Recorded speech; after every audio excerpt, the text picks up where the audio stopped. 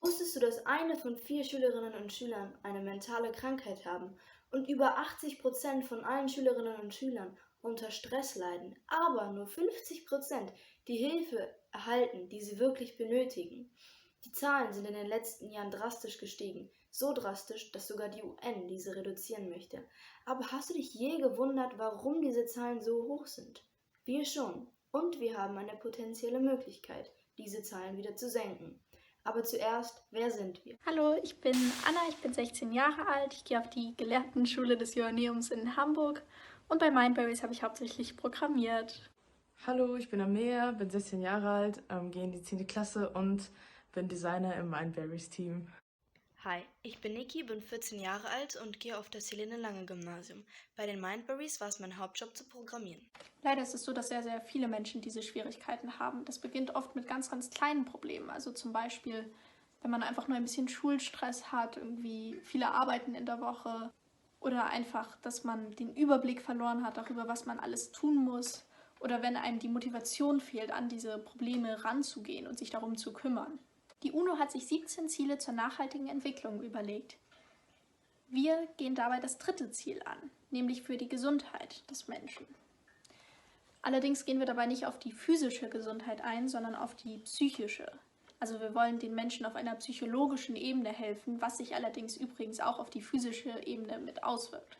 Ganz wichtig, und das wollen wir auch immer wieder betonen, ist, dass wir keine professionellen Therapeuten sind und diese nicht ersetzen können. Wir können also nicht irgendwelche wirklich ernsthaften Krankheiten heilen.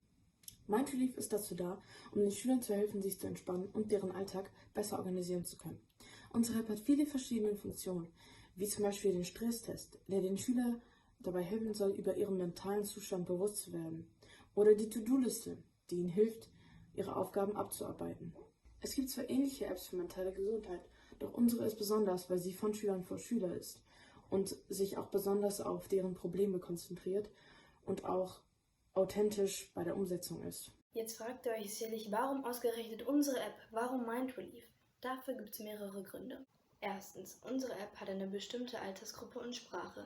Sie ist für 12- bis 18-jährige Schüler und Schülerinnen gedacht, die Deutsch sprechen können. Sie soll den Alltag besser gestalten und kleine Probleme daran hindern, größer zu werden. Zweitens, wir haben noch keine mentale Gesundheit-App gefunden, die nur für Schüler und Schülerinnen gedacht ist, außer für Apps, die eine spezielle Krankheit wie Depression oder eine Angststörung heilen wollen. Ein weiterer Grund ist, dass auch wir eine bestimmte Altersgruppe haben, die Mitmenschen des Users bestimmt davon profitieren werden. Den Eltern würde es sicherlich gefallen, wenn ihre Kinder entspannt sind und nicht genervt sind. Und unsere App kostet nichts. Mir hat die App wirklich richtig gut gefallen und ich glaube, dass sie auch in Zukunft noch großes Weiterentwicklungspotenzial hat. Ich fand die App sehr nützlich und sehr gut und würde sie auf jeden Fall weiterempfehlen. Das Belohnungssystem ist eine tolle Idee. Neben diesem Feedback ist es auch noch so, dass wir schon vorher eine Umfrage gemacht hatten, wo wir sozusagen geguckt haben, was sich die Menschen überhaupt wünschen. Dabei haben wir einmal Leute über 18 und einmal unter 18 gefragt.